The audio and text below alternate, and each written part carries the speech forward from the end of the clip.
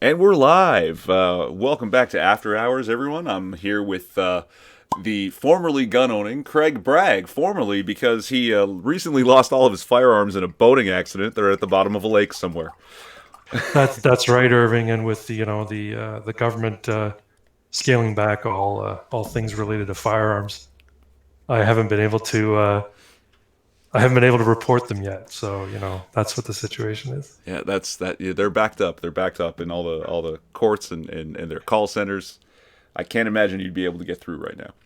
No, it's very difficult. So I'll wait till things calm down and then I'll report them missing. I don't even own a boat. How did that happen? Oh, you know, I want to somehow do some joke about legal boat owners. We got to take their boats away. Yeah, because they could dispose of firearms with them. Jeez. So, Nova Scotia, Gabriel Yes, beautiful, Wortman, beautiful province. wonderful, wonderful place. Actually, something interesting.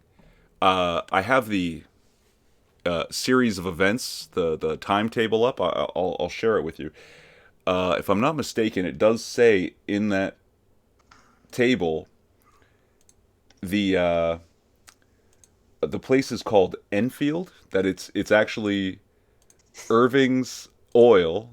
Irving's. It's like a gas station called Irving's Okay, in Enfield. in Enfield, Nova Scotia. Now the thing is, what's really funny is that's a place that I scouted to buy a house. Really? Yes, in Enfield. I was like, Where oh where look, were and there's you on where were you on Saturday at around no 11:30? exact like whoa. There was it. I was looking at the house on the map and going, oh, and there's a gas station with my name on it right there. Like it's maybe three doors away, right? So That's funny. yeah, Enfield's a type of gun too. yep. Synchronicity, man. It's crazy. It's crazy. Yeah, Irving Big Stop. That's what it's called. The Irving Big Stop. Yeah. So Gabriel Wortman, dressed up like an RCMP officer, drove in a car that was somehow liveried like an RCMP cruiser, which is probably how he got around unnoticed or unsuspected for so long. Because this actually started the night before. It started Yeah, like Saturday night at like 11:30. yeah, according to the timeline you have there in your Yeah. yeah. Um, So Go ahead. Go ahead. yeah, I mean, and the problem is that there's not a lot of information forthcoming regarding, you know, how he got a uniform, how he got a car detailed to look like an RCMP car. Um, I mean, I'm not a conspiracy theorist, although I love me a good conspiracy. Yeah. But it seems a little crazy. It seems a little fishy to me. Um, I don't know. Something's not adding up. Now, you were telling me before we went live that he's not married. He has a girlfriend. She was not the target, so she didn't die, right? Uh, I'm again. We don't have. I didn't get all the names. I don't know if My all the names understanding have is been that, released. well, I just read little bits here and there, but apparently she was not a target and she wasn't shot, from what I understand. It wasn't domestic related. But I mean, maybe I'm wrong. Maybe other facts have come out since then. But Yeah. but I'm wondering, did they live together or did he live on his own? He I was a don't even know that. denturist. Hmm. I don't know. It's. I still need to hear more information. But the thing is, the longer we wait, the more we've got to be reliant on the official story, and Yeah. the longer they have to put out an official story without any holes in it. Right now, the big glaring holes to me are the fact that this guy was able to get an RCMP looking vehicle. I mean, that's not easy to do. Is he involved in crime? Apparently, it wasn't gang related.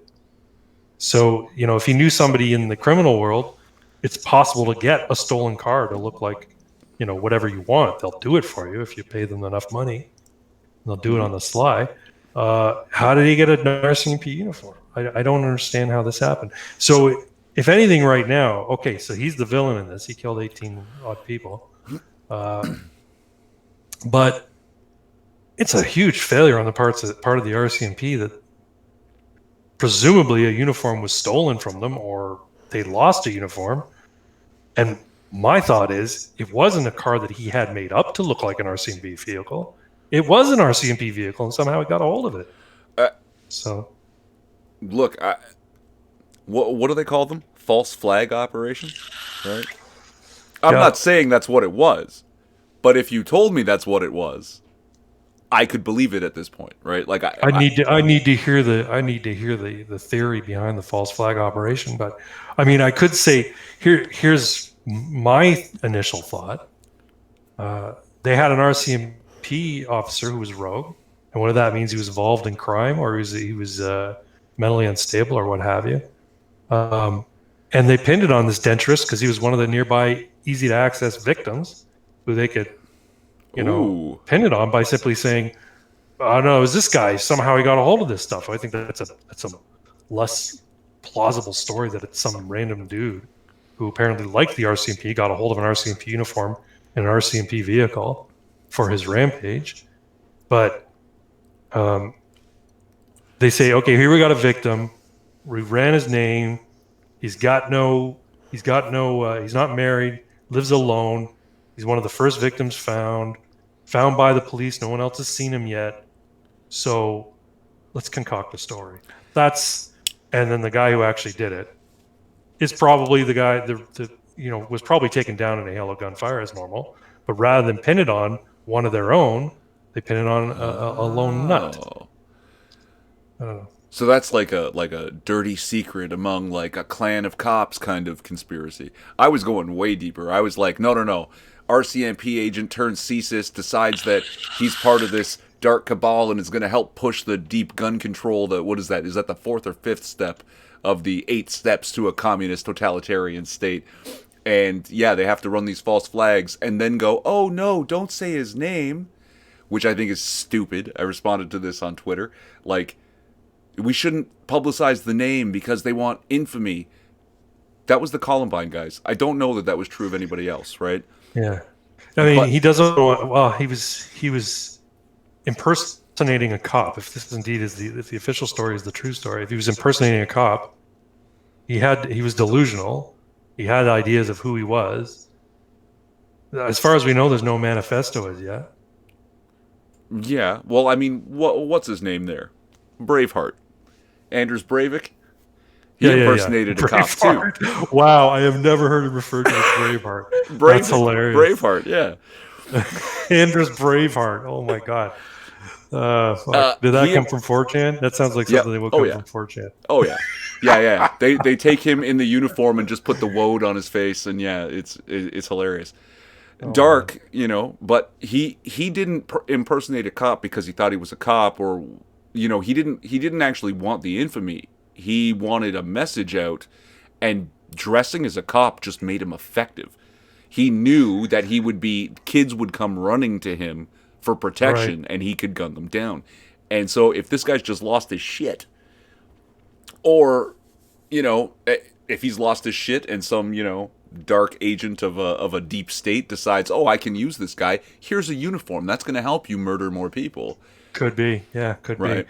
Zeppelin Izzar, he had a car. He had a car that was detailed to look like an RCMP vehicle. So the RCMP are basically our equivalent, the Canadian equivalent of the FBI. But because Canada is so vast, a lot of these small towns in these provinces, instead of having a local police station, they have an RCMP detachment that actually runs their local policing.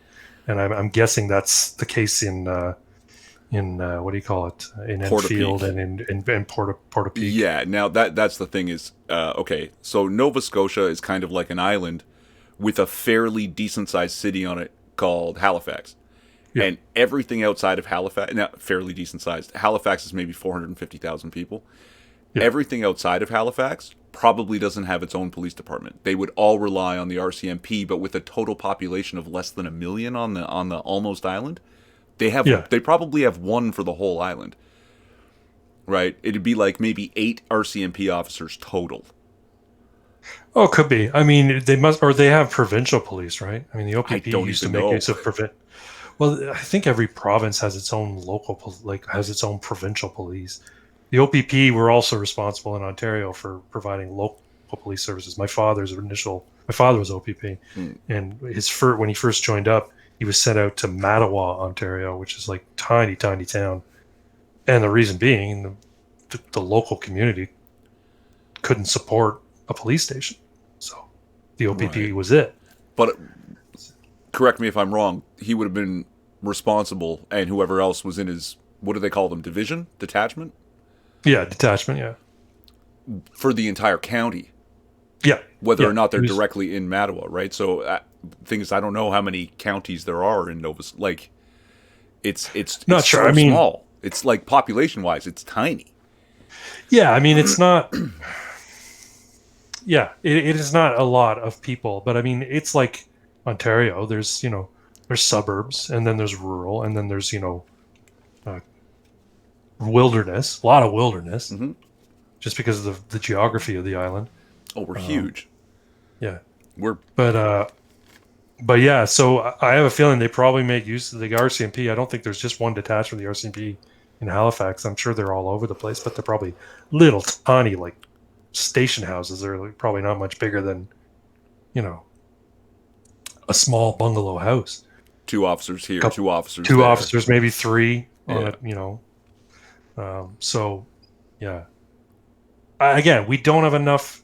We don't have enough of the official story, and the longer we wait for more official story, the less informative it's going to be, because they'll plug the holes. They'll say, okay. And also, our Canadian media is fucking terrible at asking the tough questions and really digging. So, Oh, Zeppelin is now saying a first for the Maritimes, I think. 8 years ago, Moncton, New Brunswick, Justin yeah. Bork. He didn't get as many, but they were all cops. 2 dead, 3 injured. Sorry, 2 cops dead. He's the 3rd dead. And that was, again, 4chan had a field day with that. The Bork identity. That was the first Maple Gear Solid. I really like Full Maple Jacket though. Oh, yeah, it is good. I liked Full Maple Jacket too. And now that I'm thinking about it after the fact, I was like, it probably makes more sense for Full Maple Jacket, because Metal Gear Solid is specifically a video game reference. So Maple Gear Solid, you think you're talking about the video game, but it is what it is.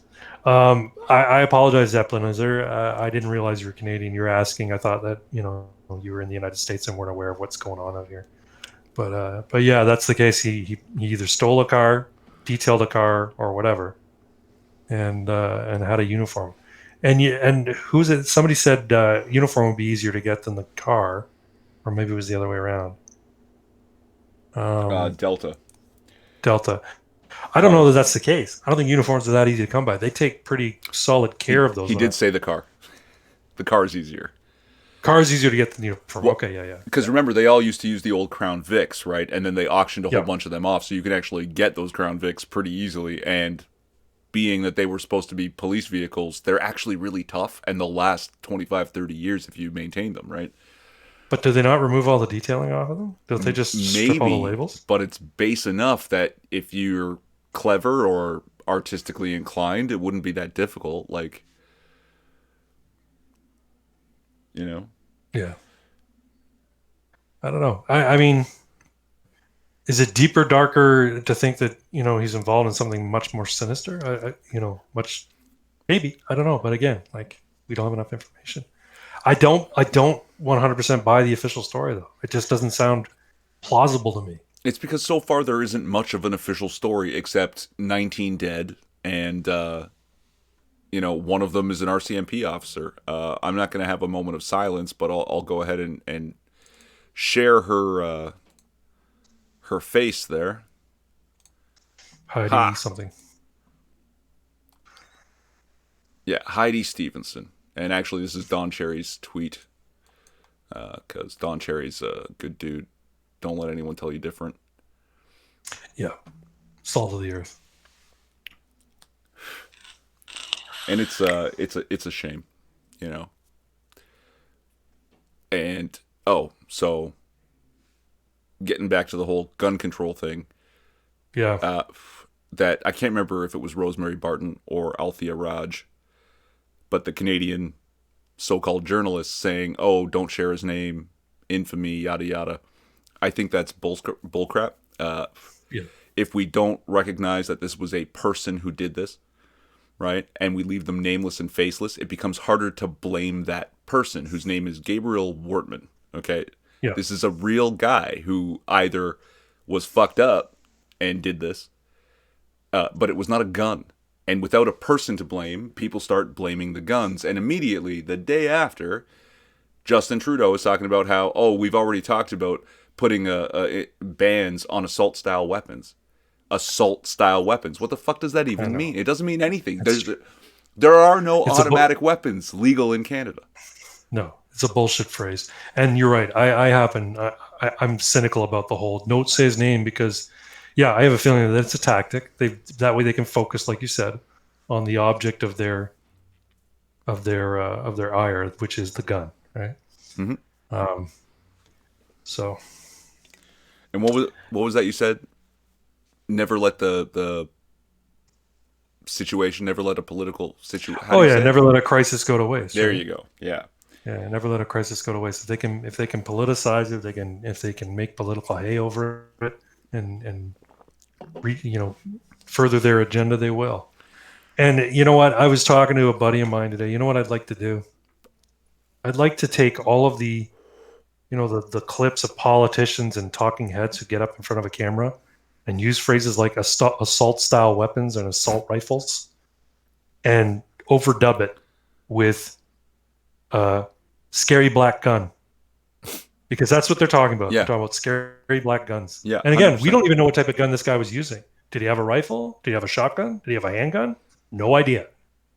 So they haven't released that yet. And when Trudeau was asked today, he dodged the question. He didn't even answer it. He probably says, I doesn't trust know. the RCMP.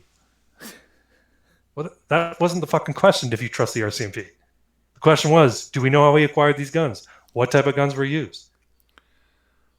And I know that's a self-serving question, but people want to know because it's on the tip of their tongue. It's it's right in the forefront of their mind. How did he get them? Did he legally acquire them? Or did he steal them from somewhere? And here's the thing. If he stole a uniform and he stole a car, how hard would it be for him to steal a gun? Or purchase one illegally, right? Or purchase one illegally, yeah. I'm not sure the exact stat, but the vast majority of gun crime committed in Canada is with illegally acquired firearms, not legally acquired firearms. And absolutely. I'm sorry, just want to say I'm not weaseling into legally purchased firearms that are later stolen or sold illegally. Like, let's say you or I bought a firearm legally and then just let it go to a bad guy. That's not even involved. It's like literally like guns that were smuggled in and have the serial numbers filed off, shit like that. Like that's the vast majority of our gun crime. Right, because the fact is that in Canada, where we have, some would say reasonable, others would say too strict, we have reasonable laws with regards to storage of firearms. If you have a gun in your house and it's a handgun, it's in a safe. That's all there is to it. The only time you're taking it out is if you're cleaning it. See, but even that, or going to the range. So I don't know if that's reasonable. And well, I don't think it's reasonable personally, because I believe in property rights, and I believe the ability to defend your home. The criminal code doesn't see it that way, but I believe that we should have the right, or we do have the right to defend ourselves. Hell, we got a biological imperative to defend ourselves and defend our homes. But that's not how the criminal code sees it. So handguns are to be kept locked in a safe with unloaded with ammunition. I can't speak today. Ammunition stored separately. It can be in the safe too, but it can't be loaded. That's the title of its own podcast, Ammunition. Ammunition. There you go. I love your play on words when you name these things. You did it. I did it. I flubbed it. You can use it though. That's cool. No, you do it, and I'll just guest appear. There you go. Just gotta figure out OBS. Yeah. What was I thinking? It was to do with guns. Okay, I do believe that it is reasonable to expect a certain amount of knowledge, even to the point of expertise, in a firearm owner. Sure, yeah. But I think that the firearm owner should also desire that. Otherwise, what do you want with a firearm? You know what I mean? Like, No, I get it, but you know what? Like, here's the thing: in the United States, guns are sold privately through stores, mhm. and they're sold by individuals to other individuals. Most stores, with their salt and with the facilities, will train you on firearm safety before they ever let you walk out with a gun. If you express them, yeah, this is my first gun. I've never owned one. What should I get? That kind of, and you ask them questions. They fill you out in terms of what it is you need. They'll put you through the rigor of learning how to hold it and deal with it safely. They'll recommend storage options. They'll recommend how to use it safely, because they don't want the liability back on them, right? They don't want to be found out that they haphazardly let a gun walk out the door with somebody who didn't know what they were doing, and the next day he accidentally shoots his kid, or his kid accidentally shoots himself or his little Yeah. sister or whatever. And So that's happened. Like that. Okay. But something else. People always say, "Oh, having a gun in the house increases your chances of being shot." Yeah, having a pool in your backyard increases your chances of drowning. Owning a car increases your chances of getting in a car accident. That, of course, that's true. having a fireplace increases your chances of carbon monoxide poisoning. Yeah. Yeah, I say this a lot. My friends mock me for it, but I'm like, you know what? Freedom's messy. It's not always pretty either, No, but you know what? It's worth it. yes. Oh my God. It's messy. It's not easy, and it works. Yeah. But, and we get into the argument about when should we open up the economy and why shouldn't people be allowed to go back to their jobs. And I got piled on today at work. It was funny. We were on the Google chat, at work. We have our group chats with the different teams, and I got piled on by people who totally disagree with me. So it was kind of funny, but we kept it civil. That's good. That's good. But The- the- circling the- back to guns. But the prevailing attitude from people who don't hold that you should be free to do what you want is that they don't trust you to do what you want. They think you're stupid. And I mean, they've never come out and said specifically, I think you're stupid, therefore I don't want you to be able to do this. They'll always put it in they, like the larger group. Like Yeah. these people are idiots because they won't behave properly in I- terms of the coronavirus. And the same argument goes for guns. But people are stupid, so they're gonna shoot somebody, or they're gonna not store it properly or whatever. I'm like, okay, you don't trust people to make decisions for themselves, but you trust people in government to make decisions for everybody. Yeah. What makes you think that they're any less or more stupid Yeah. than They're- anybody else? They're not people. They're government. But Yeah. you know what I hear every time people say that? I just hear projection. Well, it might be projection. They don't trust themselves. Maybe they look. I wouldn't trust myself with this power, with the ability to do that. So I don't want anyone else to have that. This is the Karen syndrome, right? Karens are constantly want to speak to your manager. The ones calling the cops when you're outside playing basketball with your kids during a lockdown, because they're like, those people are dangerous, and if they get to do it, then everyone will want to do it, and I can't do it because I'm compassionate and a good human being. Anyway. No, and I mean, I want to circle back to gun responsibility, right? Like acts and proof. We have to go through this whole thing to get a gun license in Canada. You have to go through a training course, which actually 2-day course. It's not that It's difficult. a 2-day course. No, it's easy. I got 20 out of 20 on my written, and I think it was 10 out of 10 on my practical. So Yeah, so did it's not I. hard to do. So did I. And you know what? The instructor apparently had never seen that.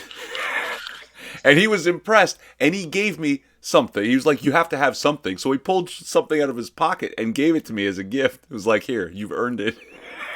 I was like, Oh well, that's okay. nice. I didn't get that, but when I did my written, the guy who created my written, and then I had to do my practical. He became all chummy with me. He's like, oh, it's a long day. You going for lunch? And I'm like, yeah, I was gonna go grab some McDonald's or something. Could you get me something? I'm like, sure, yeah, I'll go pick it up. So it was like, he was my best buddy. He just wanted someone to pick him up lunch. Yeah, But well, anyway, sure, but he was very cordial I think when he saw, I was like, okay, here's a guy who, spent the time reading the handbook, put the time in, and he's serious about this. He wants to do it right. He's my type of people, he's my type of gun owner. So, yeah, so the relationship, I guess, was a little bit more, cordial at that point, because they're kind of like, they're all very friendly when they do the course, but they're all on business, right? This is serious business. We don't want anybody shooting their head off. And so, yeah.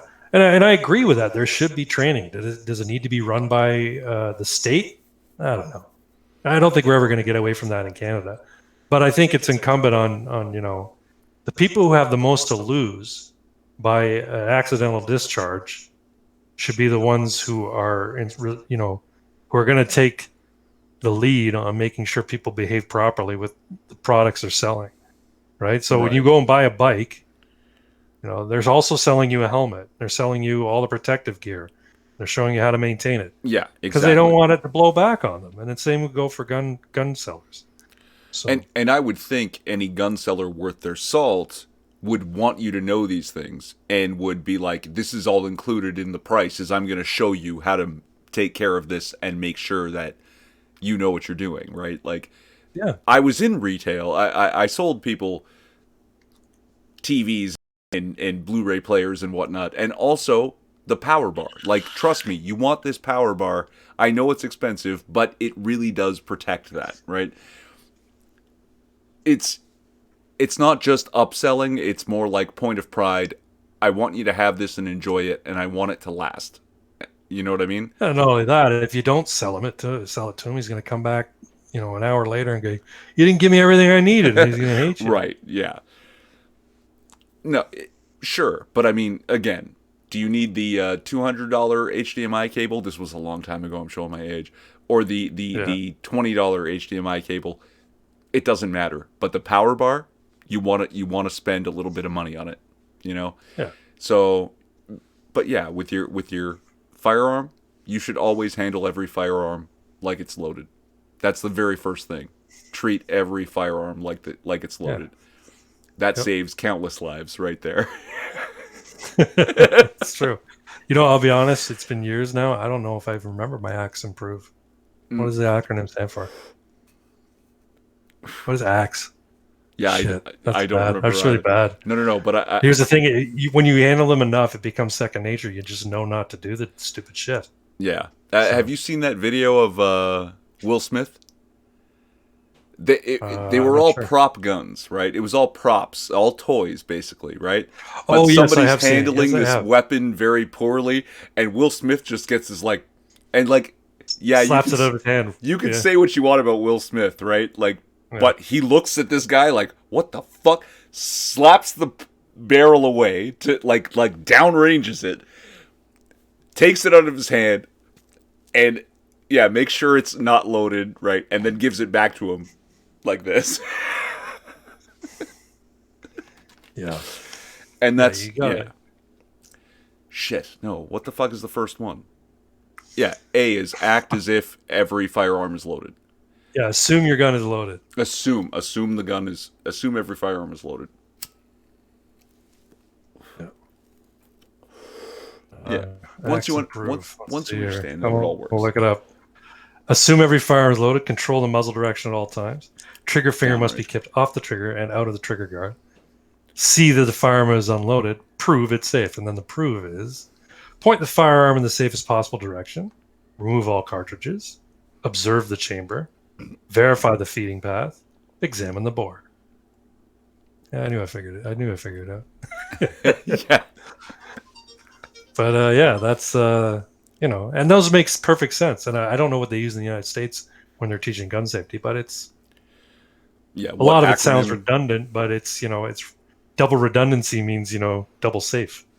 Yeah, and that's something that every gun enthusiast should know. Like you should be proud of that kind of knowledge. Yep. Of being able to pick up a firearm, point it away from every other person, and empty it as quickly and safely.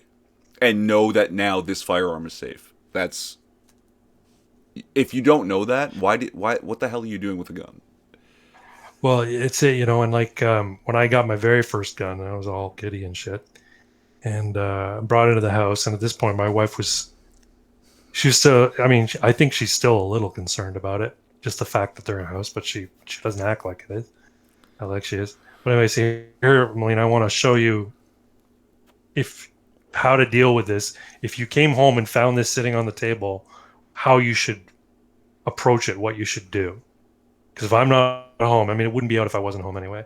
But if it was sitting on the table for whatever reason, maybe I'm cleaning it, and I Yeah. felt a really strong, sense of diarrhea coming on. I Yeah. had to run to the bathroom, How did so I I know you were left it going out. there?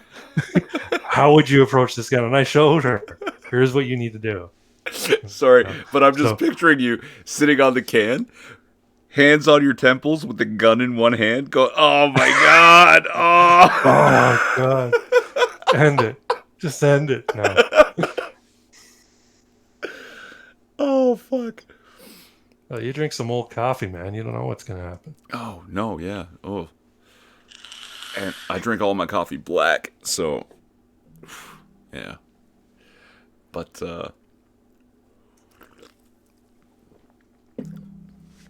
so we understand gun safety, and in Canada, we're actually a little bit of a gun culture, but at the same time, a gun safety culture. That it's important to us. It's valuable, and you were giving me some stats before we went live about the law-abiding gun owners and how we're so scrutinized that we're actually more law-abiding in general than every other Canadian. We have to be. We don't have a choice if we want to hold on to our guns, right? It's true. Yeah. When I took my course, I remember the guy who was giving the instruction. They were talking about gun deaths and statistics regarding gun deaths. Vast majority of gun deaths in Canada, I believe it's the case in the United States as well, are suicides. And what do you call it? Accidental discharge is extremely low. And then, self-defense, murder, that kind of stuff. But it's mostly suicides. When they talk about gun deaths, they never qualify it by saying, hey, the vast majority of these things are suicides. When it comes to guns, legally acquired guns in the hands of legal gun owners committing crimes with those guns, the rate is about 5%, and it sort of sits around 5%, and it has for the last 50 years. It might go up or down by 1 or 2%, but there's never been a spike or a situation where legally acquired firearms in the hands of legal gun owners are being used in crimes by those gun owners. It's just exceedingly rare. Just by virtue of owning a gun, every day your name gets thrown into a database. They do a background check on you every day. Every day, just to make sure there's no criminal charges on file that would render you incapable of keeping that firearm because of the crime you committed. So, there's not another group in Canada, with the exception of maybe, armed, Brinks truck drivers. And then even then, they're armed too. So they're being scrutinized. There's no other group in Canada that's more scrutinized and more vetted. So. And I haven't had so much as a traffic ticket in, it's got to be 10 years almost. I've never had a traffic ticket. I've been pulled over. Lucky you. But I actually got let off by a really nice cop one time. I've had parking tickets, but that's ancient. But actual, like, being pulled over for speeding, I was doing 87 in a 60 zone, and pulled me over. And he took my license and showed me the radar. I didn't say anything. He just showed it to me, and I'm like, okay. And he's like, license and registration, license, insurance, and whatever.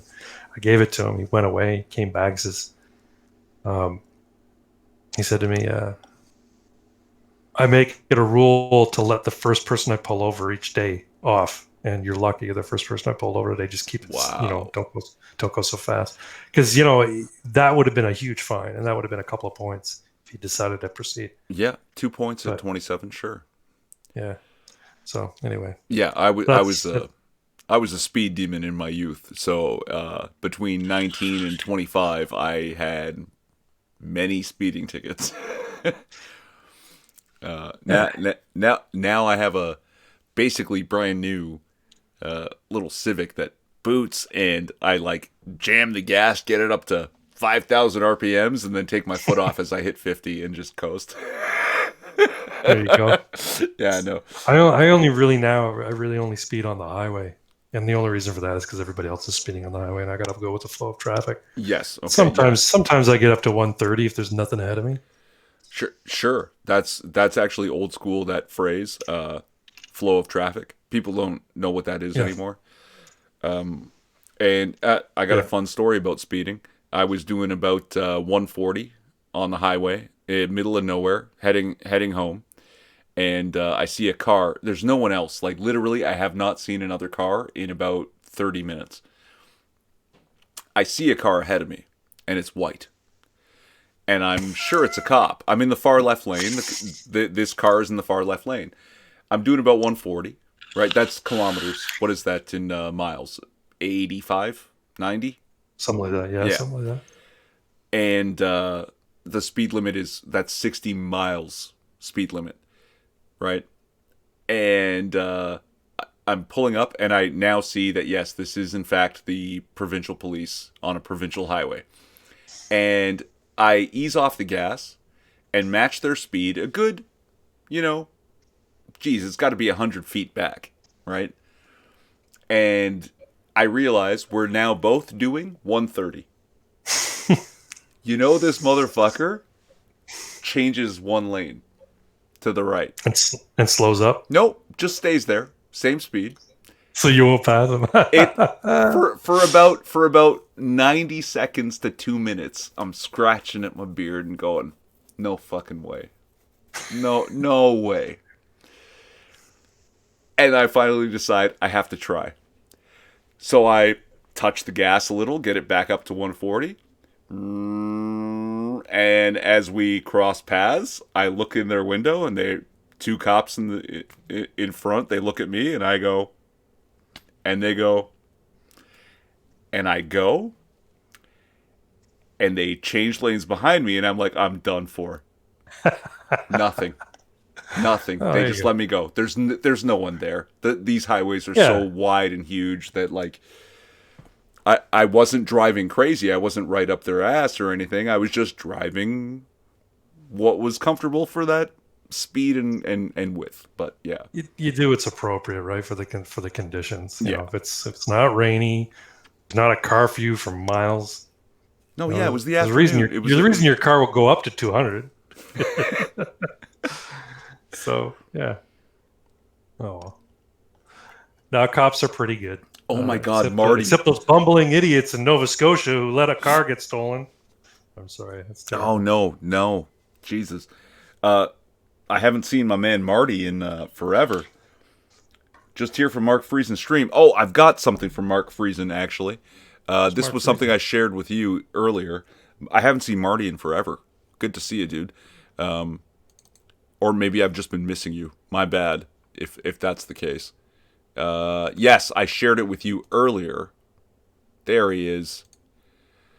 So, let's get to the ridiculousness of the situation and the way people spin it as best they can with that little information. One of our biggest concerns here is we don't have a lot of information. The official story is little or nothing. And that was the tweet I shared with you prior. That this is what communist propaganda looks like while promoting authoritarian rule, and the title of the article is "At least 17 dead after right-wing Caucasian terror rampage in Nova Scotia." Right? Can't make this shit up. Yeah, free.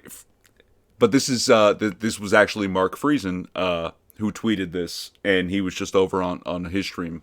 My boy Marty there, and this is such a horrible title when you don't have any of that information. What the fuck is wrong with you? Like, it's sickening because it's more of the same.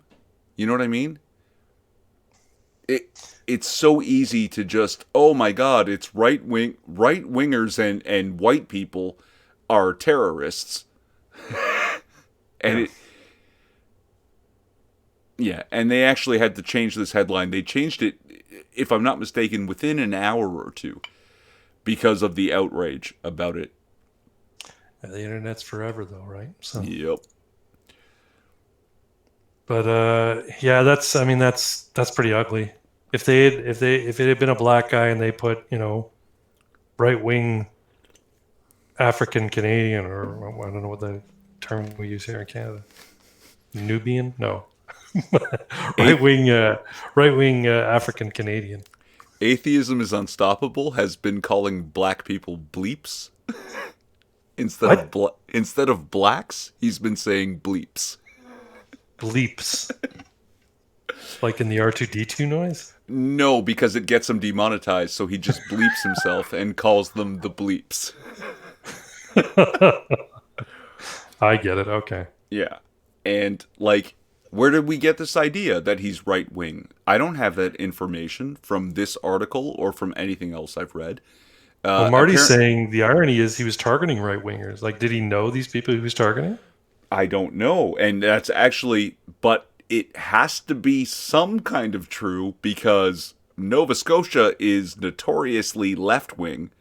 Yeah. That they get two of the three Green Party seats. Yeah. So there. Where's the third one? Third one's Guelph, right? Or is that provincial? I thought it was out in BC. Yeah, I think you're right. No, I'm thinking provincial. The provincial Greens got a seat in Guelph. But Nova Scotia gets two federal Green seats, and their third one is out in BC, and so they're notoriously left wing. It's a lot of Liberal voters, a lot of Green voters, occasionally NDP, not so much. But yeah, like if he got mostly right wing people, that means he was choosing them. He had to be. There's Yeah.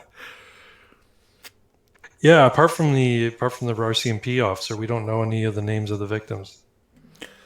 I don't. I understand people have a right to privacy, or maybe they have released the names of the victims. I don't know. They will eventually, while trying to. What's the word I'm looking for? When you want to press down or cover up the name of the shooter. Oh, there's a good word for it. It doesn't. There is. Yeah, but you know what I mean. Yeah. Suppress. Yes, thank you. They'll try to suppress his name while put the victims' names out there, and then say, "Oh, guns are bad." And okay, so Marty's saying one of his victims was the brother of CanCon. I don't know what CanCon is. Oh, YouTuber out that way, right wing. The shooter appears to be a liberal. He had issues with Gabriel Wortman. So CanCon, the YouTuber, had issues with Gabriel Wortman. Ooh, holy shit, Marty! That's an interesting development. Yeah, you've got some insider information that this is all brand new to us. Let's hear it. Let's bring it up. Keep going, bro. CanCon, I imagine Canadian Conservative, right? That's the short. Yeah, I would guess so. Yeah.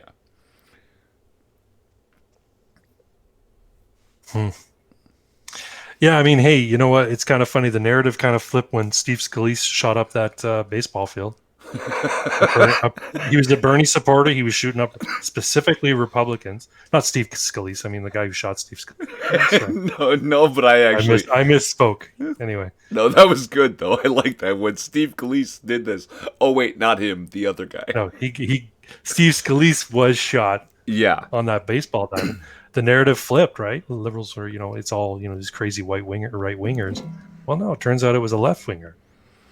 So well, and that's something else. At the same time, like shortly after, that was a left-wing terrorist. Like literally, that was a terrorist. That was a person who was trying to make a political statement with their murder.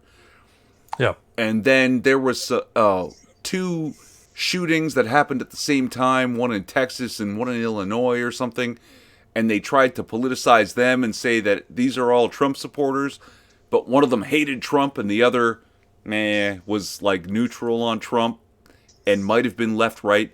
But they're trying to make this thing about how right wing white men are terrorists. And that's what this headline is about.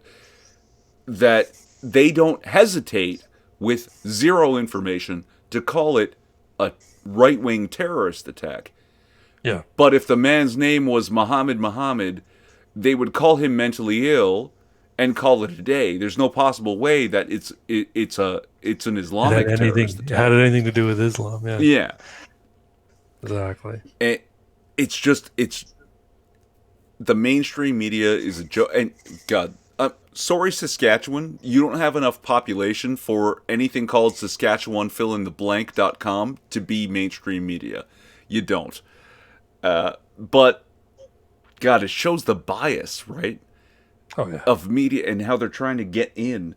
The shooter was going through COVID-19 blues in a failing relationship. He killed his ex. He did kill his ex and her boyfriend, and her kids, then went out from there dressed as a cop. Okay. See, we haven't heard any of that. The official story does not include that as far as I know.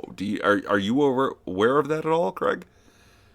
I'm not. Like I said, there's very little information coming out. I've only seen bits of information. But according to what Marty's saying, that this guy did have issues with conservatives. So I apologize right now because I have to hop away for like 2 minutes. If you can continue on without me, Irving, I apologize. I'll be right back. Yeah. Let's be quick. I'll do what I can. All right. All right, you got this, man. See, we haven't heard about the man himself. Very little other than he's a denturist and 51 years old. And liked police, apparently. And that's also something to do with serial killers like police. And the Vegas shooter, he was killing conservatives. As far as I know, he was killing country music listeners, so that means conservatives in general, right? Yeah, Marty, I'm on Discord. I'm gonna send the link out there. Oh, Marty has. Okay, I'll get to that when Craig's here, so that we don't have to dead air this fucking thing. But yeah, COVID-19 blues in a failing relationship. That tells me that the man is already mentally ill, and that's a larger or wider, I don't even know how to describe it. There's a problem with a person who does this. And when we decide, Rosemary Barton says don't share the name, Althea Raj says don't share the name, our Prime Minister says don't share the name of the person who did this, that denies us the opportunity to find out what was wrong with the person, what's happening with that person, and why did he lose his shit. Because I'm sorry, I don't go out ever and I'm losing my shit with the idea of a lockdown. And I would lock down. I locked down preemptively. Like, before they told me I couldn't go outside, I said I'm gonna stay inside. And I do that all the time, and I'm getting stir crazy. And I can see that people with depression or mental illness, it's going to negatively affect them. And there's always people that slip through the cracks. There's always people that we just don't see it until it's too late. Because they're going to hide it. They're going to do their best to appear normal. That's what everybody would do if they were feeling shitty. Right? Like, Craig, if you were feeling depressed, you would try to just fight your way through it before you said, oh my God, I'm losing it. Like, yeah, no, I mean, people do. People rely on their immediate family and their social safety net in terms of, friends and loved ones when they're dealing with depression. But you take that away from somebody and they don't feel like they have anywhere Yeah. to turn. They either, you know, they're more likely to engage in drastic action. You know, what's the phrase? Don't let a temporary situation, uh, push you towards a permanent solution or something else. Don't make a permanent decision over a temporary situation. Yeah, no, I hear that. I can't remember who said it, but it very much is suicide. Yeah.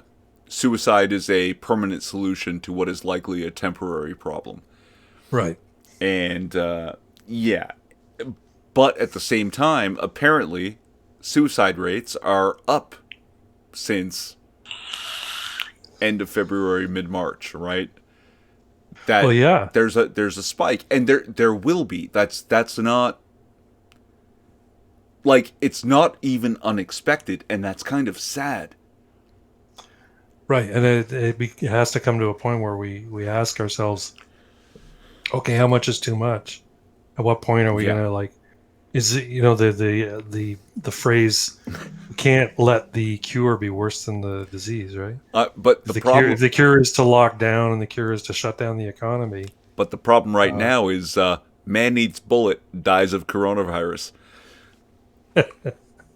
yeah, yeah, there's that, right? There's rumblings and rumors that a lot of hospitals who are showing these ridiculous numbers are counting just about every death that happens in their wards as COVID-19 deaths. Shit. And Okay. and the reason for that is because they get more funding, right? They get more support if they're reporting a lot of COVID-19 deaths. Okay. Oh, I'm not. I can't read this now. I can't share this. Marty, my man. Ooh. Yeah, no. Sorry. Get me a fucking screen cap or a file, and I'll share it. I'm not sharing that. I don't doubt its accuracy.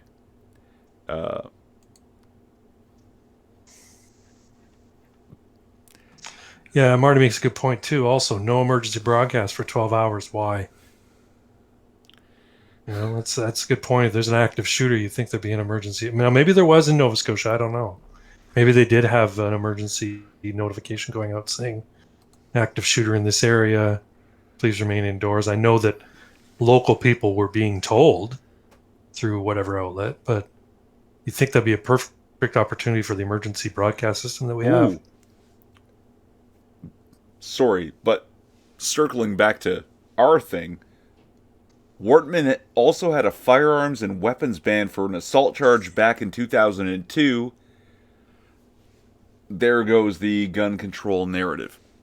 Our gun So control. he wasn't legally allowed to have those in the first place. So he could not have been a legal firearm owner.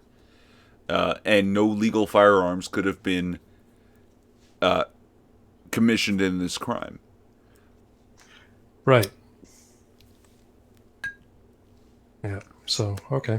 Well, then maybe that's why they're taking their time to craft their narrative. They've got to spin it in some way. Yeah. And the longer it takes, now, like with information like this, if it's true, Marty, I don't doubt you, but I don't have the proof yet.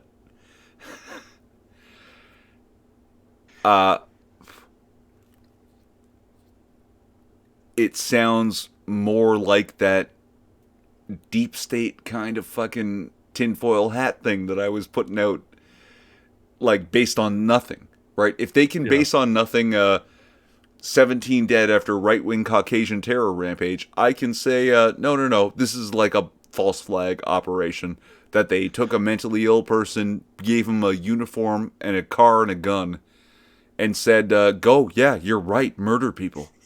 Have fun. Yeah. It could be. I mean, it's like you said, it's pretty extreme conspiracy. Yeah, I'm of course. more inclined to think it was a cover up because either one of their own went bad, or They were just completely inept at maintaining, you know, a professional sort of control over, their uniforms, Well, guns, well, cars, what have you. let's do it the least conspiratorial way. The man had a really good costume and a hair's worth of car deckling Ability. the ability, right? That he liked cops, put the Crown Vic to good use, so to speak. With and yeah, purchased a firearm illegally. Some way, yeah. And just guy, if you put a big ass hat on your head, like a flat brimmed, what otherwise would be a cowboy hat, but it's flat, and you walk Yeah, up to people, they're gonna assume you're a Mountie. There's no other reason, true, and you're gonna have a lot of time to draw whatever weapon you have and gun them down. true. Right? It's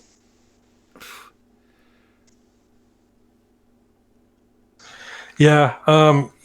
Speaking of that article where they said at least 70 dead after right-wing Caucasian terror rampage in Nova Scotia. Um, that's, when they start blaming Nazis or blaming right-wing people or blaming conservatives or blaming whites, it's a clear indicator that, it's fake news, and it's not saying he wasn't white, but the fact that he was a right-winger is in dispute. But it actually makes me think about some news I read on Twitter this evening about apparently the Gates Foundation, the World Health Organization, and the Wuhan Virology Lab were claimed hacked all into. 19 people died of coronavirus. No, they were hacked into, and their emails and their passwords were released online. And Ooh. the stuff that's trickling out from people on Twitter anyway is that there was more to COVID-19 than it was just it accidentally escaped the lab, or oops, people ate some bats. So I'm waiting to see what comes out of it. Apparently, it's all archived and you can find it. But shortly after this news broke that they were hacked. The word or an article was put out: neo Nazis hack Gates Foundation and World Health Organization, What the what? because they want to blame it on neo Nazis, right? So they would, There's a So reason. this is the thing where it's like, okay, if they're blaming on neo Nazis, one, there's something sinister in those documents that were hacked and released, and two, they're running cover for the victims of the hack. I read something also, and I didn't go into detail because we were watching Better Call Saul. I just was thumbing through my tweets, but I didn't go into detail. But apparently, there's evidence that the HIV virus is spliced into COVID-19. No, there isn't. That's as tinfoil as we have discussed. This is This what I case. saw on Twitter. I'm not saying anything No. with regards to veracity. This was in the stream, so I don't know. I don't know. So I switched up my image here. Faith Goldie posted basically the same article, but they already changed the headline.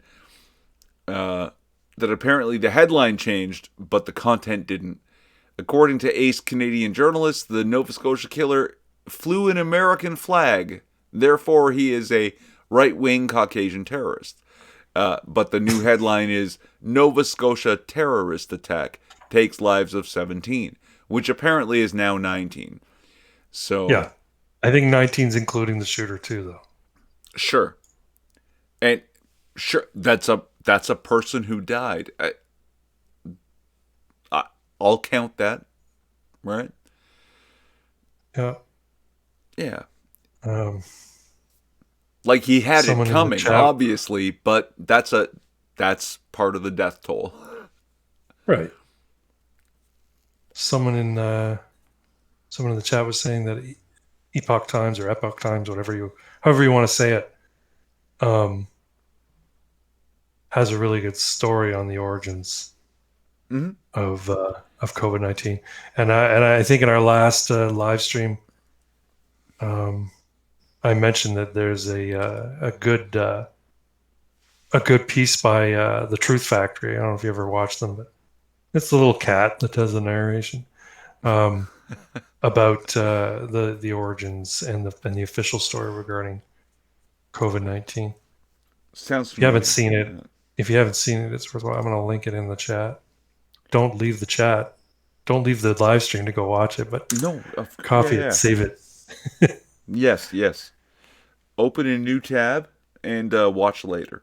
Uh, Yeah, but yeah, no, and Trollnot is saying Trudeau was sending Wuhan money and is still sending the Wuhan viral lab money, yeah, like almost $1 million. And oh no, it's because our Canadian scientists are working with them over there. Well, they shouldn't be. Get them home. Like, yeah. stop. Just stop. Why is that so difficult? God, no. They it now here's what's funny is Wuhan is apparently under lockdown again. Yeah. Yeah. Uh Second wave. God. But it's not even. I think the unlockdown was a lie. When they Yeah, said, yeah. "Oh no, When they said, everything's "Oh, we have fine no now." new cases," that's fucking horseshit. There's Yeah. no way. Yeah, Wuhan was never unlocked. All right. They made some show, made some song and dance for the rest of the world, but no, they're happily sacrificing almost 15 million people in that province. Right? Millions of people in that city. They're just they never unlocked it. They never lifted the lockdown. As far as I'm concerned, I would bet, yeah, it was under lockdown the whole time. Yeah, no doubt. Yeah, I mean, people were, their apartment blocks were welded shut. People were dying inside because they didn't want it spread, so the government welded them in their apartments. And like, I get it. We should be free. We should not be restricted by government from moving or interacting or having gatherings.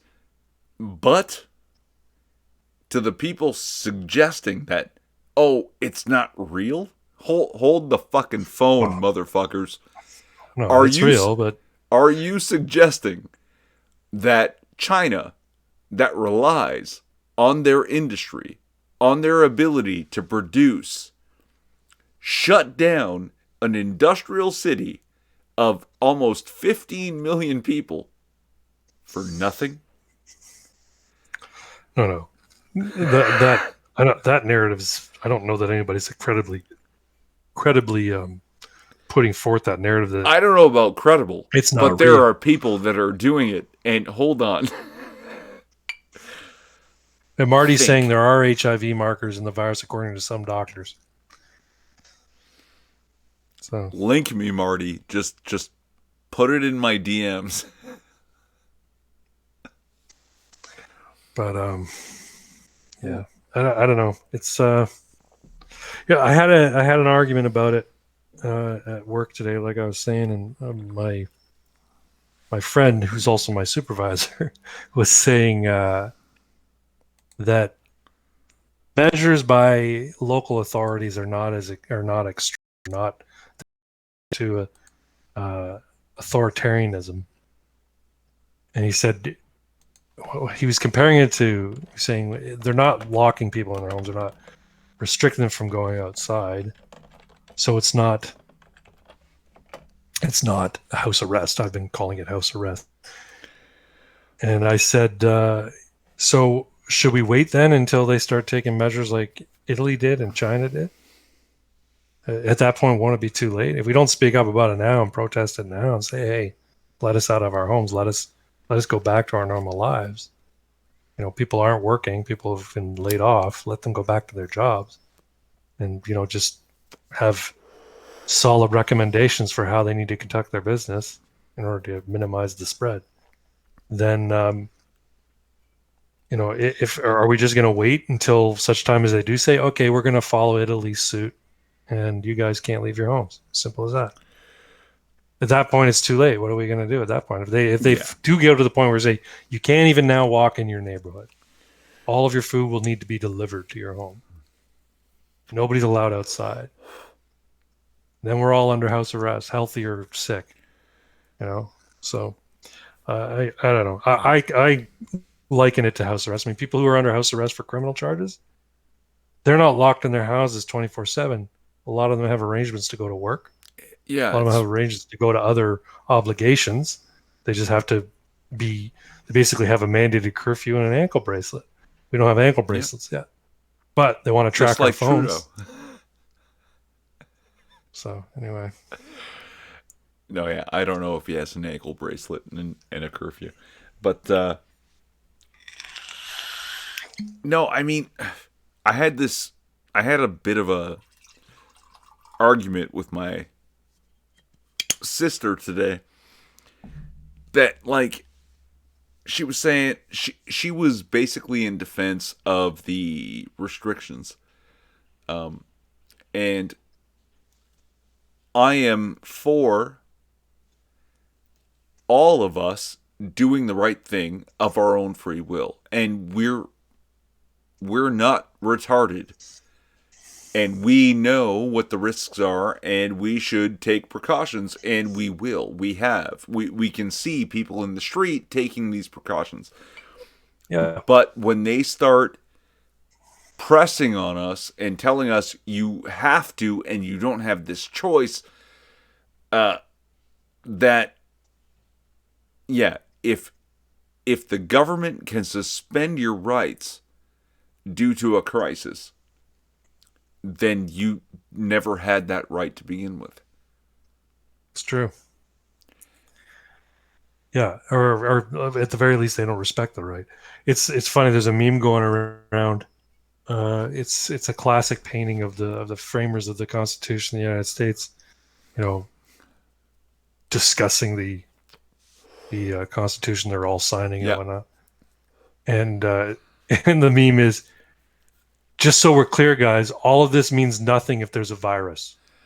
Right. Or, meaning the joke, these rights are null and void if there's an outbreak. Or this doesn't mean anything if there's automatic weapons. Yeah, no, exactly. I've seen that one too.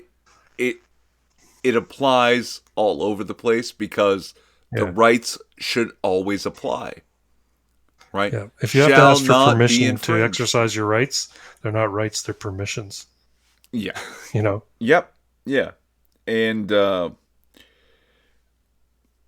that makes a kind of sense. And this is where I become, like, to a degree, an extremist.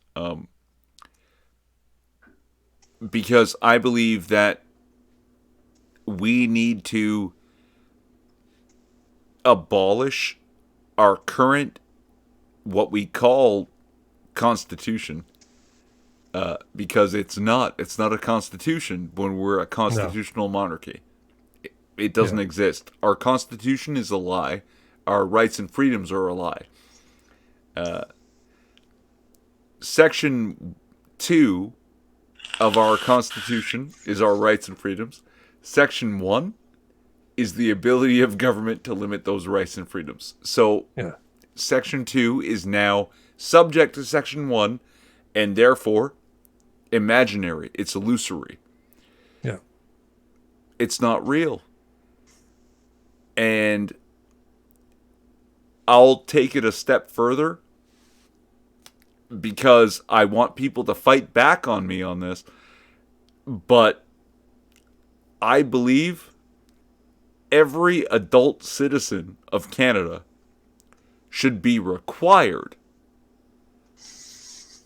to carry a sidearm at all times. A sidearm? Yeah. Yeah. Wow, man, that's even more extreme than Switzerland. Switzerland, everybody's part of the citizen army, and everybody is issued a firearm. No, wait. Which one? Switzerland? Switzerland, yeah. Yes, yes. No, they have to own a firearm and keep it in their lockbox, right? Yeah. But when they go out, they got to carry it on their side. They don't have to. Oh, okay. No. You said sidearm, so I'm like, okay, so they got to wear it? Yes. But sidearm, we can make expansions for rifles, automatic weapons, absolutely. And those will, fit the requirement. But at the very least, you have to have a revolver or, semi-automatic pistol in your holster, right? Hip holster, shoulder holster, I don't care. But I am of the opinion every adult citizen is of the militia. And so is the Supreme Court of the United States. That, yes, all people are the militia. And I think that makes a lot of sense. And I especially think it after, I live in Toronto. The Danforth shooting 2 years ago now. Yep. What was his name? Faisal something? Shit. Yeah. He managed to fire 30 shots in 10 minutes before the police ever got there. He injured 14, 15 people and killed 2. Mm-hmm. It's a bad shot. No, he was moving. Hold on. He was on the move. Oh. He was moving the whole time. Dude, take your time. So with Breathe. with his under 50% connect and 2 kill shots, okay, and that was an 18-year-old and I think 11-year-old girl. That's brutal. Yeah. I'm being glib about it. I shouldn't be glib about it. It was awful. Be glib, but he was not a bad shot. That's actually where I take issue with your glibness. I'm just being a shit. He was a well-trained shot because 30 rounds over 10 minutes, he reloaded twice. So he did take time. And then the police showed up, and then it's hard to tell whether he was shot by police or killed himself. But let me tell you this. Dude, you told me about the church shooting in Texas a couple years ago. Yeah, or even last year. Guy ran out to his truck to get his AR-15 from the truck. That was a few years ago. Yeah, that was a few years ago. There was another shooting. But AR-15 is a bad word now, right? And the AR-15 saved those people. It didn't hit mainstream media. No. And in the more recent attempted Texas shooting, this guy walked in with a rifle, fully loaded, fired 1 round, and 5 people in the church, 5 parishioners, drew their weapons. And if I'm not mistaken, it was actually the church security guard who drew first, fired 1 round, hit the guy in the head, 2 shots, 2 people dead, one of them the shooter. I think we have a responsibility, right, to drive safely and have a firearm on our hip at all times. I would say that, your own safety and the safety of those around you, if you are capable, is your responsibility. I draw the line at issuing everybody, or not issuing, but requiring people to own firearms. Some people don't want to, and I don't want to force somebody carry or own a gun if they don't want it. But I do think we should have carry laws in Canada. We don't currently, and I think people should if they can pass the test and meet all the requirements to own a firearm, they should be able to pass another test to meet the requirements to carry one, whether it be concealed or open. Like my personal safety is my responsibility, and I'm not a Ninja Turtle. I don't have a Ninja Turtle shell. I'm not a martial artist. I don't have Spider-Man's reflexes. So somebody's gonna point a gun at me. I've got to equalize the situation with a gun. So yeah. And yeah, I know it. I'm being extreme, but it's more like a counter to this whole guns are the enemy thing, because you were saying there was a time you heard these little things that people on the right would say, and it sounded kind of hackneyed. yeah, One of the things that has never sounded hackneyed to me was the only thing that stops a bad guy with a gun is a good guy with a gun. And it's true. that's it has to be true. There's no other way to stop a bad guy with a gun. Well, exactly. When you talk to people who are against gun ownership and people even having guns, they'll, what would you do if somebody came into your house with you ask them, what would you do if somebody came into your house with a gun? I'd hide. I'd call the police. Okay, so you call somebody who has a gun to come and take out the guy with a gun. Wouldn't it be better to just skip the middleman and get your own gun? And the other adage that again back in the day I used to think was hackneyed, but actually makes a lot of sense. When seconds count, the cops are minutes away.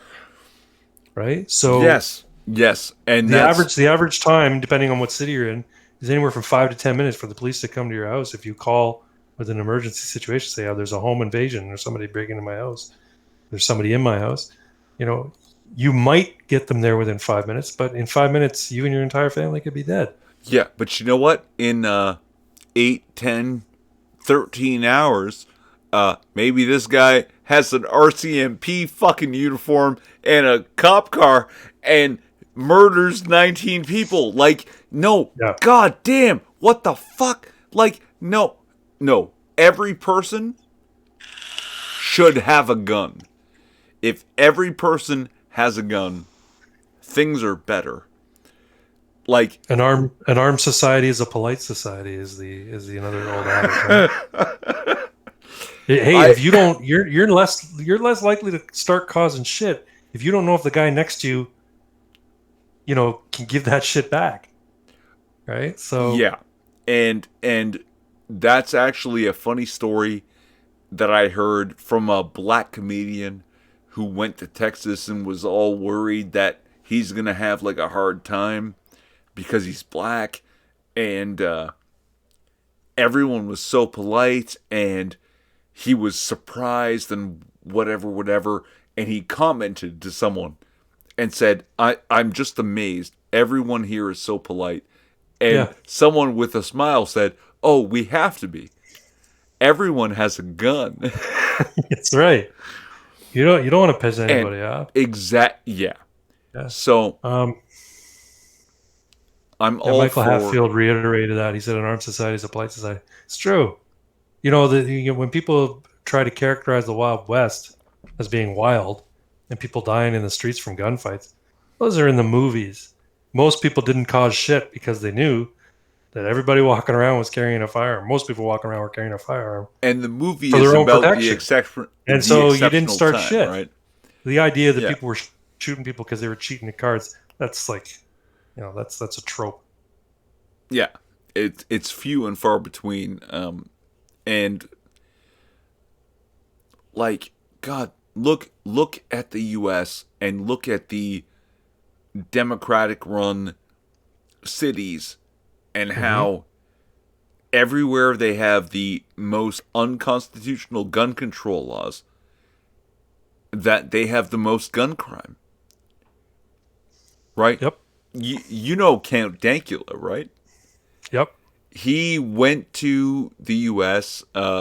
Like on a visit. I don't know if he was touring or doing some talks, but He went to visit Alex Jones in Texas. I know that. oh, okay, so maybe that was when, because he walked into a convenience store and noticed everyone in front of him, 4 or 5 people, they all had hip holsters and revolvers and pistols in their holsters.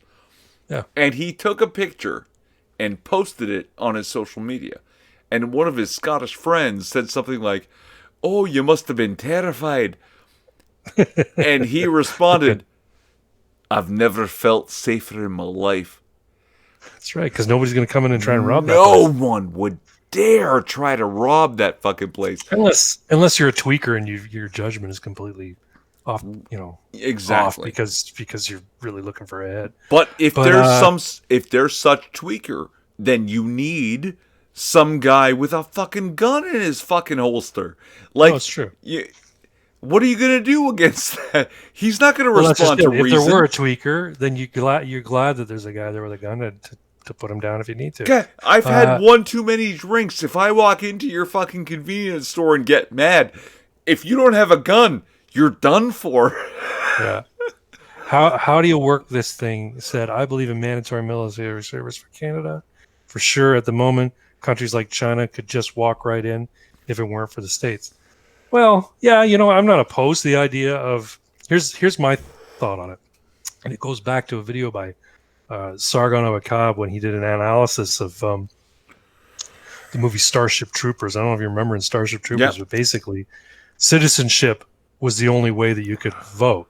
And the easiest way to get citizenship in that world was military service. Uh-huh. And I've been giving thought to the idea of universal suffrage, right? And I'm like, I'm not so sure that universal suffrage is the right idea. I'm starting to come around with the idea that the people who have the power to vote should be engaged in the society, at a political level. And so in order to get that ability to vote, you should have to dedicate yourself in service of the larger community, whether that be federally or locally or nationally or whatever. But the idea that, no, I don't think everyone should have to go into military service for it. But if what they should do is, if you want to vote, this is just a crazy idea. If you want to vote, you have to dedicate so many hours in a given year to local community service, so many hours in a given year to state community service, and so many hours in a year to federal community service. And that could be anything. It could be National Guard. It could just be, helping clean up highways. It doesn't really matter. But giving everybody who happens to live there, just because they're living in an apartment, the ability to vote, it's actually bad for democracy, because you get people who, one, aren't engaged in the political process because they don't follow it. And two, you get people who can be easily bought because they feel that voting is just a right. Whereas people who are politically engaged, people who are, have a vested interest in keeping the society going and actually working towards making the society, the country better, they should be given the ability to vote. But, it's just an idea. And again, it's not along racial or gender lines. It's along your service. No, service. How do you work this thing, saying it's like Rome? Is that how Rome worked? Because that makes kind of sense to me. But yeah, and ask not what your country can do for you, but what you can do for your country. And I met some Germans 10, 12 years ago, and they were the last Germans that had to do that. And Germany had to do that for a long time, that you had to join the army, join the police force, join the EMTs, or join the hospice service. After your high school and before your college, you had to do that. And now they don't do it.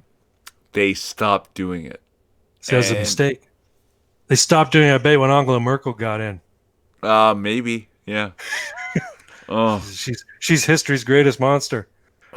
She's the worst. She's gonna go down in history as the second worst chancellor in the history of Germany. Nope.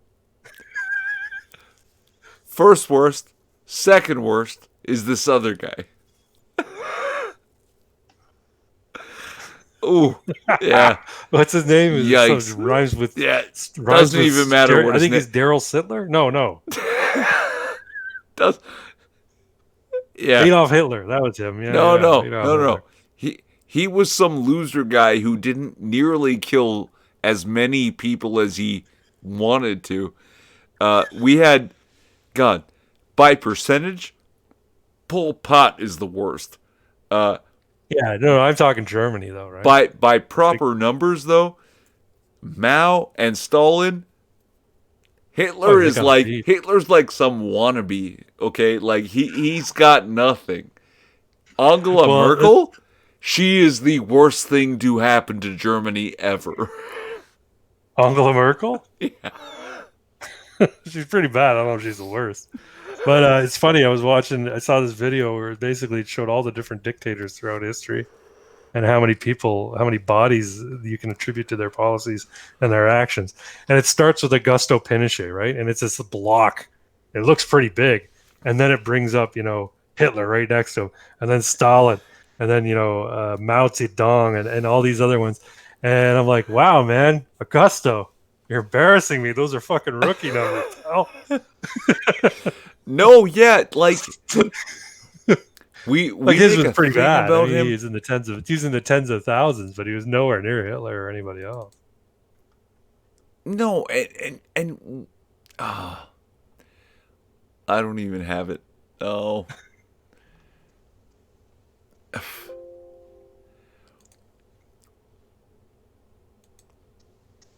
Yeah, man, Augusto.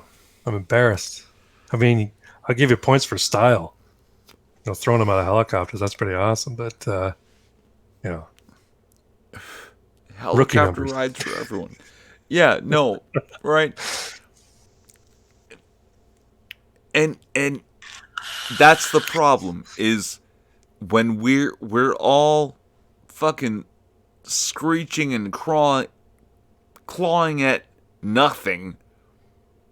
The strong man will emerge, and one is going to beat the other. If there's a left wing strongman and a right wing strongman, because for whatever reason, the vast majority of left people decide that all the people on the right are Nazis, or all the people on the right decide that everyone on the left is communists, and we stop being able to find a common ground and say, okay, I know I can be crazy on this. Like me, I'll tell you, I can be crazy on that. Every adult citizen should be required to hold a firearm on their person at all times. Also, I'll allow that's bad. You gotta sleep with it. What's that? You gotta sleep with it. No. I'm worried. I'm worried about sleeping with it. It has to be loaded in your side dresser. Okay? Okay. Yeah. Yeah, I can get on board with it. I haven't. I mean, I store my firearms properly, But when if, when I can't talk to the people on the left because they're so far left that they can't even take that as like maybe that's a joke and you can be negotiated, we're done. Yeah. We're done. Well, the issue is that the left, are quite fond of giving everybody labels. I don't think everyone on the left is a communist, but there are people on the left on the left who legitimately believe that all conservatives are Nazis. Yes. And so, and when you have people saying punch Nazis, then people, just regular innocent people who you disagree with, they're okay to punch. Because if you have it in your head that they're Nazis, yeah. And Dennis Miller was on the report not too long ago, and I think I mentioned this in a previous stream, but he's saying that they need to basically just need to call it quits and just split the assets and go our separate ways. The United States, it needs a national divorce, as they call it. I think they do. Yeah. I really think they do. I don't think they're going to get closer. Because the only time the Democrats are happy is when they're in power. Mm. And the Republicans might be unhappy when they're not in power, and the conservatives might be unhappy when they're not in power, but they don't go fucking nuts. They don't go, shooting up baseball diamonds with Democrats playing baseball. They don't call every left-wing person a commie. The worst thing they might call them is a socialist, and even that is, isn't too far from the truth when you consider policies that they want to enact. But the other thing is, communist isn't a dirty word. There's people who proudly proclaim themselves Marxists and communists in academia all over the place. So, and that's where I was going with that. Pol Pot is the worst fucking person by percentage, and by sheer numbers, Mao. It's Stalin second. Hitler's like a distant fourth. Yeah. And Hitler is not even right wing. No, he's a socialist. Yeah. Like right wing terror and dictatorship. I know it exists, but we don't have it in the recent history of the world. What we have is these horrible people that think that, are you successful? Then you are a bad person. Yeah, because you obviously exploited somebody to become successsul. Yeah. This is the other thing, right? Yeah. I got into a discussion on Twitter with there was another libertarian. Her name's Freckled Liberty. There's a lot of redhead libertarians on Twitter. Gotta love those redheads. Yeah, I know, right? Anyway, so this guy was saying, we were talking about, basically government overreach and all that sort of stuff. And this guy was in defense of the government basically telling everyone what to do. And we brought up the idea that, people are losing their jobs. Like, this isn't just about, opening up the economy, which is the phrase. It's about people losing their jobs and people losing their livelihoods. People need to get back to work so they can make money. And he started saying, they're wage slaves. Like, what the hell? What are you talking about, wage slaves? Yeah, they're wage slaves to, evil corporatists and evil capitalists. I'm like, are they forced to work where they're working? Come on, man. You're like, one, you're shifting the goalposts. Two, the idea that you're a wage slave, that was supposed to be a cute term. You weren't supposed to take it literally. Wage slave meaning that you're working for a wage as opposed to, having a career. Right. And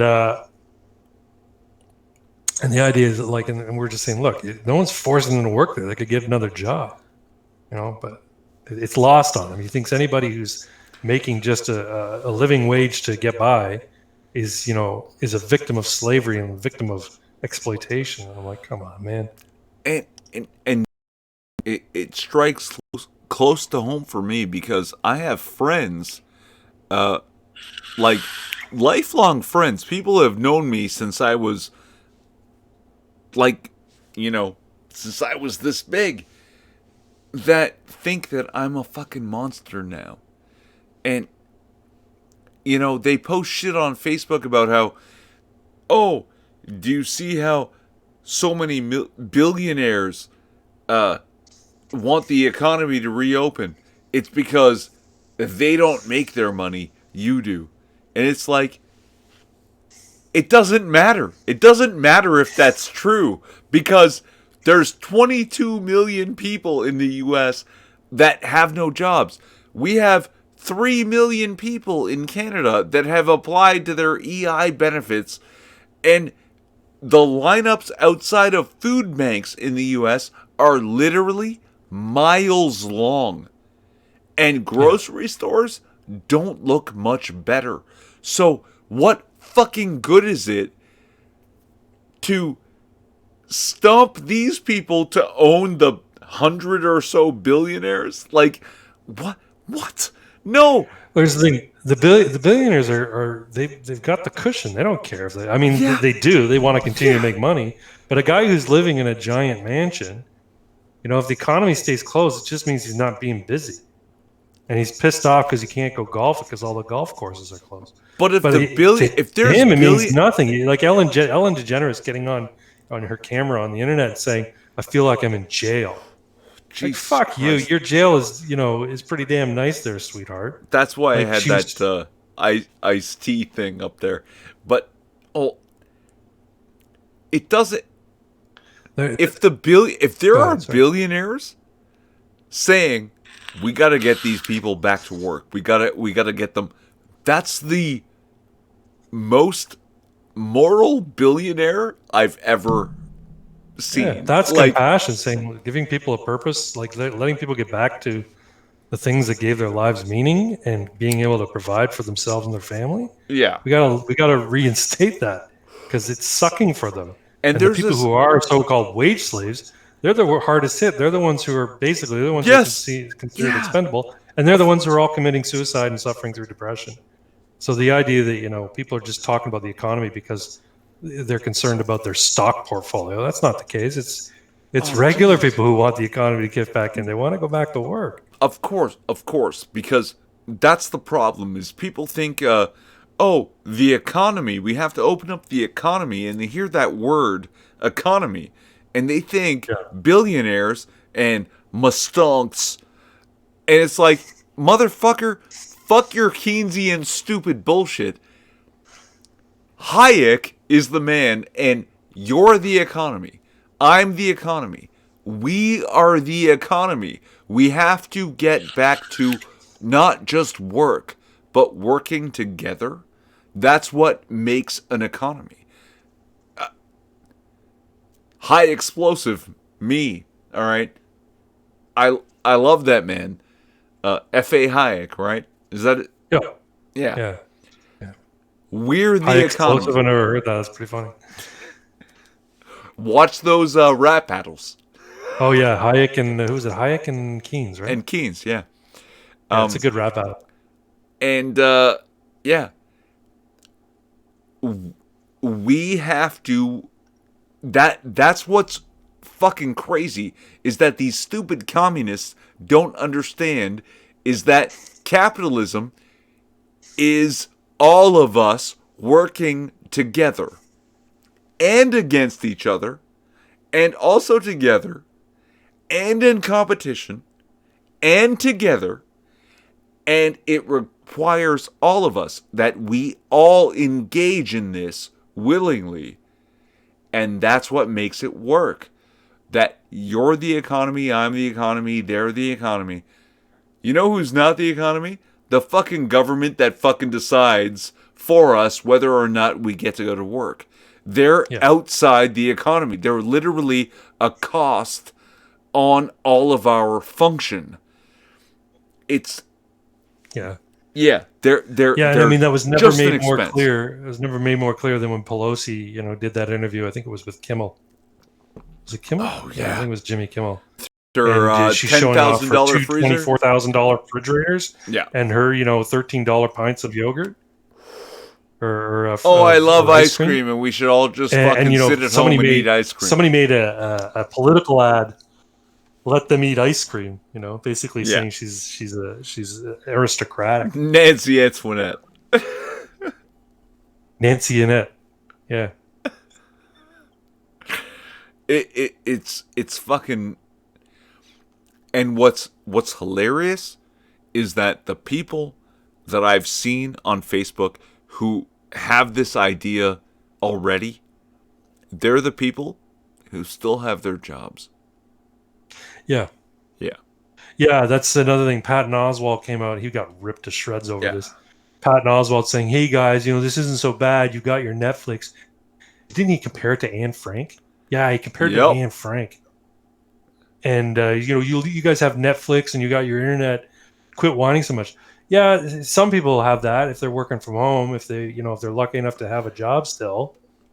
But some people don't even have jobs.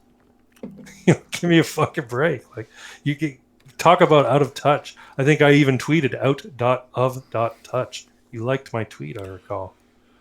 Almost 1% of Americans going to food banks, mile-long lineups. And what's funny? Like, before this virus, how many people were off of food stamps because of the booming economy? All these people who got lifted off of food Hold on. stamps. People are complaining that, oh, Trump cut food stamps. No, people stopped using food stamps i.e., because of Trump. Right. Yeah. because of Trump, right? And now that Yep. now all these people are in bread lines, they're basically bread lines. So hey, you want to see what communism's like? That's what communism's like. People Yeah. in bread lines, nothing on the store shelves, people locked in their homes, being told that they can't go certain places, that they can't go to their jobs basically being downsized because they're deemed non-essential. Like, See, but in 3 states, they are revolting, they are protesting, they hit the streets, and they're doing it here in Canada. Oh no, we don't have that right. We never did. no, And no one's fucking complaining except you and I we're too polite. on this Canadians are too polite stream. to complain. And you're going to start your own, right? Ammunition. Yep. That's that's why I say Hydra won. Because everybody just willingly gave up their freedom. Hydra won, man. It they won in some places. There's places that are still free. I believe in that. I do. If I have the opportunity, I'll move to Arizona. No, we're free. Asterisk.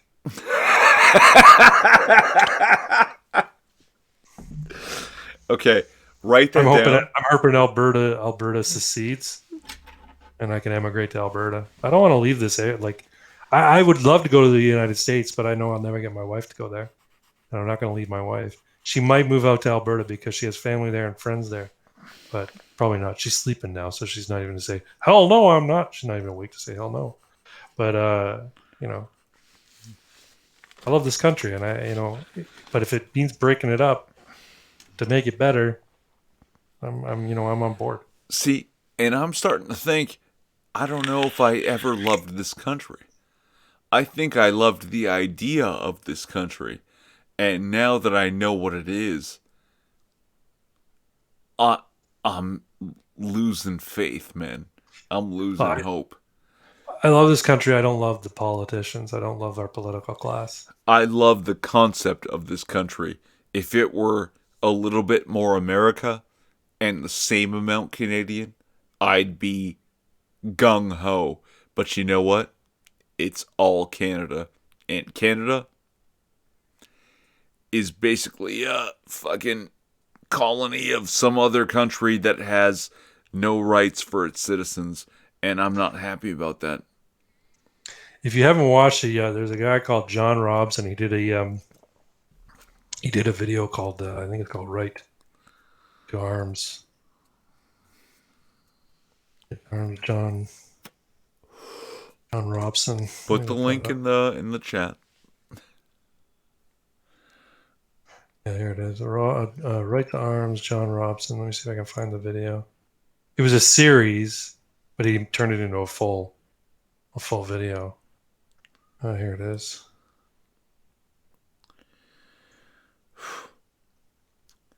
While you find it, let me say nope. I want to love Canada. But it's failing me. And I think that's fair reason to stop loving it. Like, you want to be in a bad relationship all your life? Go ahead and love a person who abuses you. Here we are.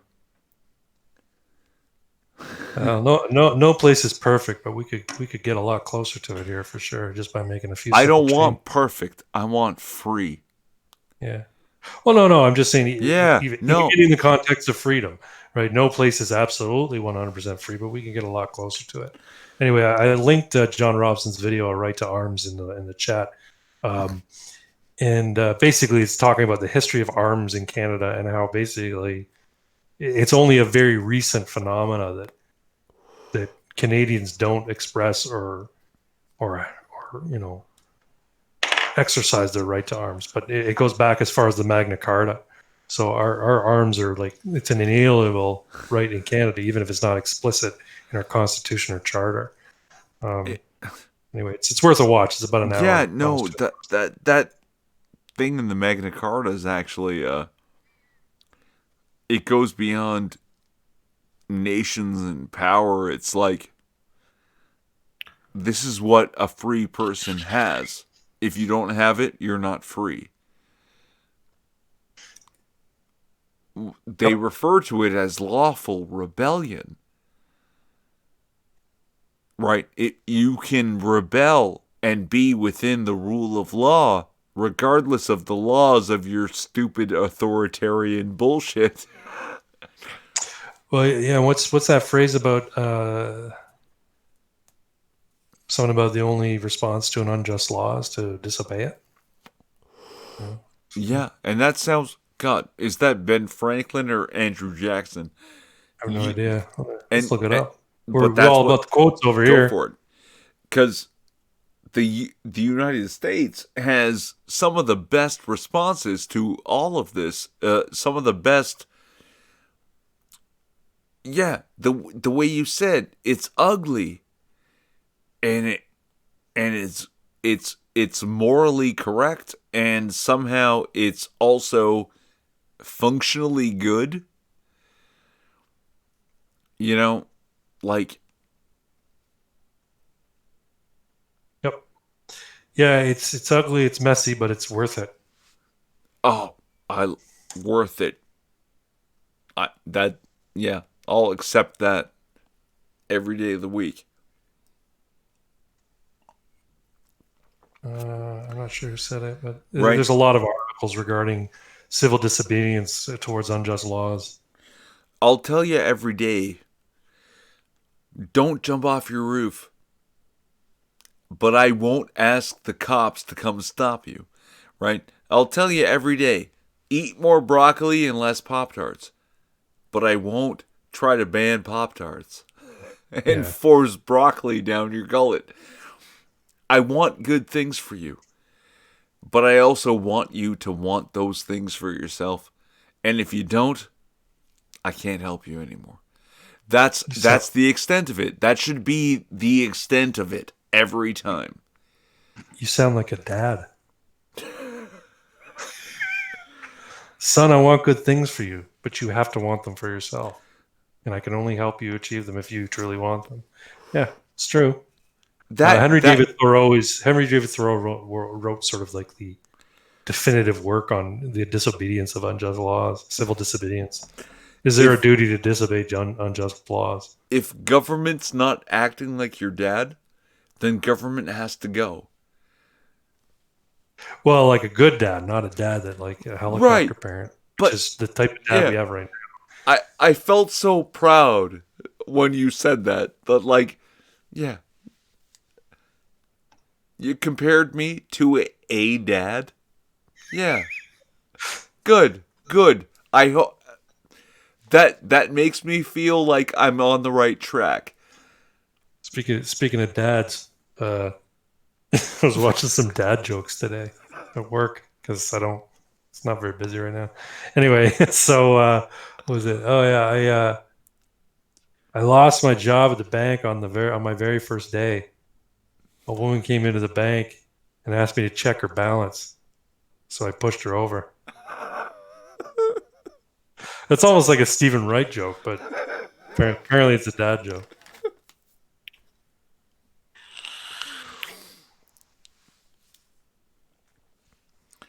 But like, it makes sense though, right? Yeah, no, I totally agree with you. I can't take care of you. Look at me. Look at no Your truck. yes, and that's gonna play into this key now. That, do you think I can take care of you? No. No. That was my point. That was my point when I was arguing about but you know what? Other people at risk. Drunk as I am, as much as I like you, I don't trust you to take care of me. Guess what? I already put shit away and made sure that nothing can go wrong when I do this to myself. I took care of myself. And I don't want nothing from you.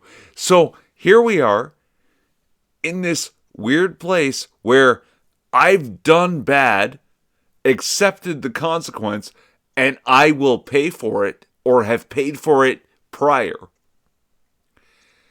And I don't need you. And you know what? I shouldn't rely on you, and you shouldn't feel any sympathy to me because I did it to myself. This is what is freedom. You can be sober and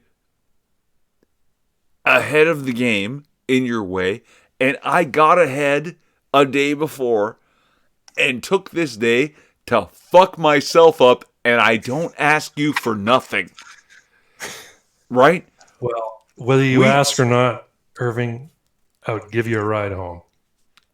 Yeah.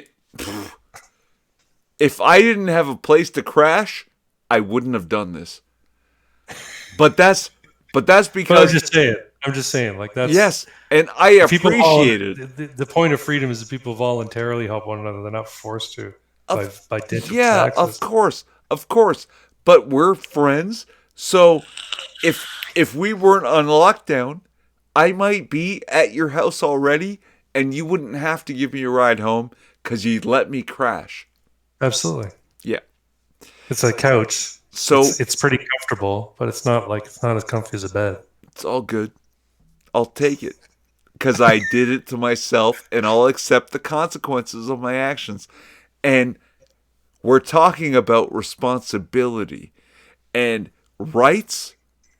Rights are guaranteed. Rights are something that are, if you're a Christian person, you can say they're God-given, but the government exists to guarantee what we call our rights. And when it stops doing it, that government is corrupt. Everything else is charity. And I wouldn't ask you for it, but here we are. So if I'm at your place and you want to let me crash or give me a ride home, I appreciate it. But if the government says that I have to fucking sleep at your house or like, yeah, I lost my train of thought. You know what I'm saying? We don't want that authoritarian crap. We'll negotiate between each other. And yeah, I made good on my promise. The first hour is going to be good. The second hour is going to be sloppy. No, it's all good, man. You know what? You sound an awful lot like the People's Party of Canada 4 fundamental values right there. Individual freedom, personal responsibility, fairness, and respect. Yep. Yeah. I appreciate that you put it that way because I can't now. And thank you for doing it because I'm so glad I didn't go wrong on that. I do this shit to myself. And I'm still with them. They actually had some good videos recently. Watch their shit. They're fun. But yeah, the PPC. Oh yeah. Maxime Bernier does his weekly video or every other day video kind of thing. Yeah. But I don't expect people to take care of me. Never. I take care of myself. It's not their responsibility. That goes back to this argument I had at work, and someone was saying, well, if you go out, you're putting me at risk. I'm like, well, how am I putting you at risk? And they said, well, because you'll go to the store and I'll be in close contact with things that you were in at the store. And I'm like, okay, who's responsible for your health? And we had this conversation exactly, previously. You're responsible for your health. Yeah. If I cough on you, then maybe you got an issue. But, you take whatever risks you need to take to get through your day, and I'll take whatever risks I deem are appropriate to get through my day. And like this idea that somehow people are now responsible for other people getting sick. No one used to ever think that way. When it was just a seasonal flu or a cold, you might grumble because, oh, dude, I think I caught your cold. But this idea now that I'm now responsible for you getting sick, no, you're responsible for you remaining healthy. And we had this conversation a while ago, and I was all like adamant about turning the hose on people, and it's like, you know what? I'm probably wrong. I No, no, I think yeah, you're right in the sense that this was right at the height of things where people are like, yeah, people have been instructed to social distance, and if a guy decides to have a no, party in his backyard, no, he's no. putting other You know people at what? risk. You know what? Because I take care of myself. I take care of the people to whom I'm connected. I social distance. I sanitize every goddamn thing. If they go out and do it, it actually doesn't affect me. And I was just scared. That's literally it. And that's the problem, is that people get scared, I get scared, and I can see through the fear that I would do these things. And that's where we have to fucking hold the line. Because my fear is not a reason to put every other motherfucker in a mask. It's not a reason to put every other motherfucker in a place where they can't own a gun. My fear? No, it's nothing. I take care of myself.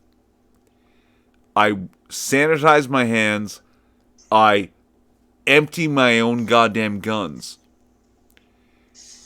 And if I had the opportunity, I would carry my firearm on my hip.